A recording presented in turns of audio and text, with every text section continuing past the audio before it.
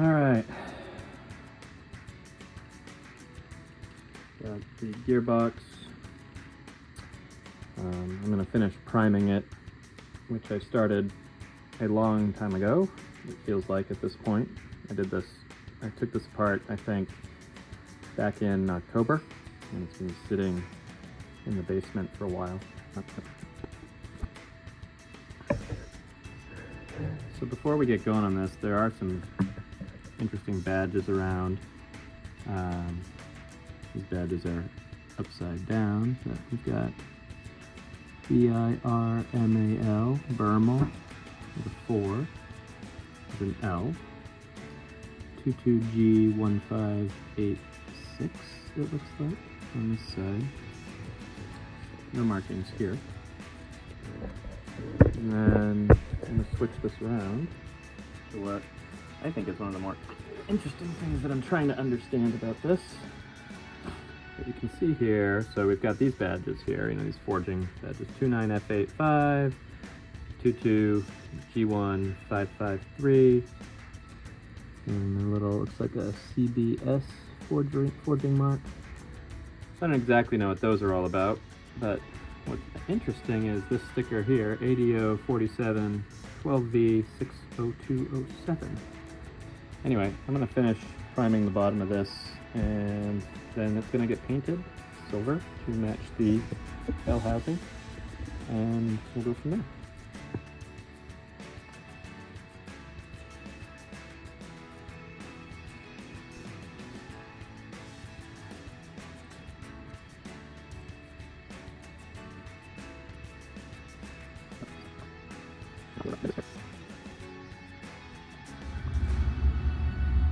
So this whole thing's going to get painted, which means I want to protect this. I'm going to put a little piece of paper over it, and then I'm going to put a piece of tape over that. And the reason why I'm putting a piece of paper is because I don't want the adhesive on the tape to pull this marking off.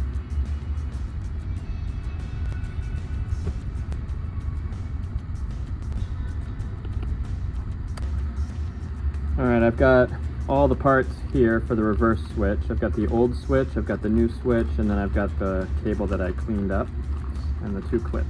So this is ready to go once this is dry, and I can put it all back together. Alright, we've got this prepped and ready to go. I'm going to be spraying it with this Rust-Oleum High Heat Ultra, and this brushed aluminum. And this is actually what we used for the top cap already, so you can see it's going to be quite nice. And so we're going to do this and the extension, and it looks pretty good. Got all the holes covered up, so it's ready to go.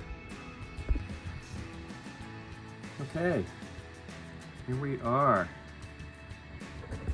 Everything's been nicely painted. Came out fantastic, super shiny. Start putting this thing back together. Got gearbox gaskets, the reverse switch,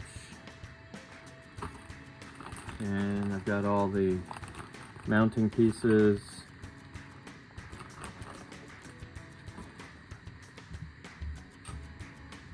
bell housing, nice and clean, ready to go.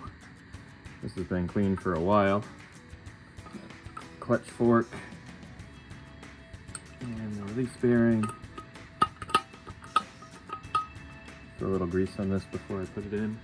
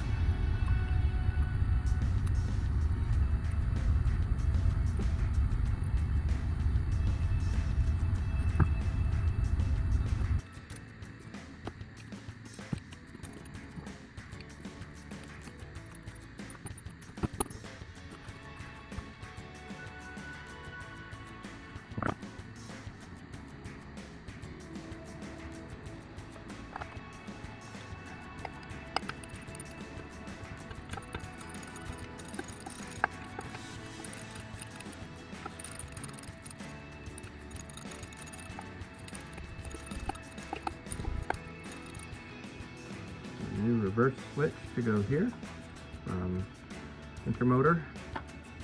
This actually came through Moss. It's tiny.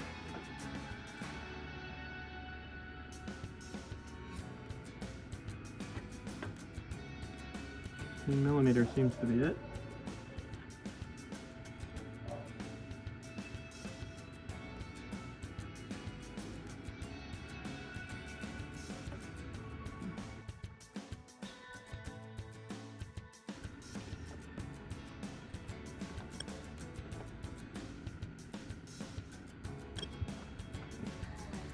Okay, we're going to be installing this hydraulic clutch kit today.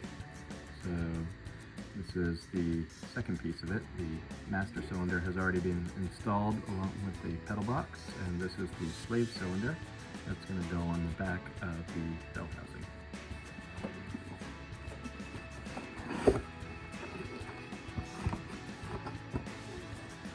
So in this kit, we get our slave cylinder, and we got a clutch tube pre-fitted and ready to go.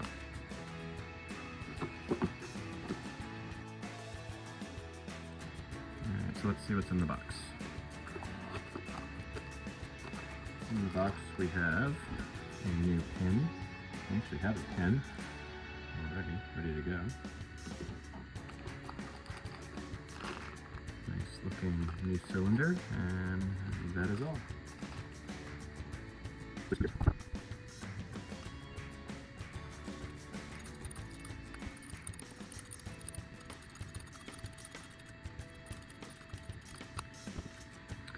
Here's the new clutch slave cylinder.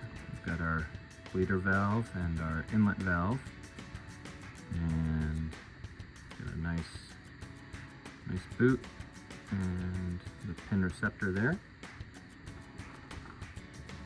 This is the old nasty one. Corroded beyond all get out. I guess some people like to bleed these before they install them, sort of like a bench bleed type thing. So I may end up doing that. I just want to test fit this for now, and then we may do a bench bleed on this to get it full and get all the air bubbles out. And then we can close this bleeder screw back up. There's a groove here for probably this screw, the recess for that cap to go into.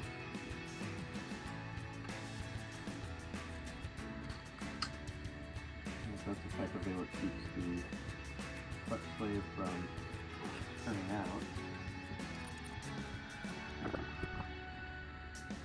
So we'll bleed this before we install the transmission.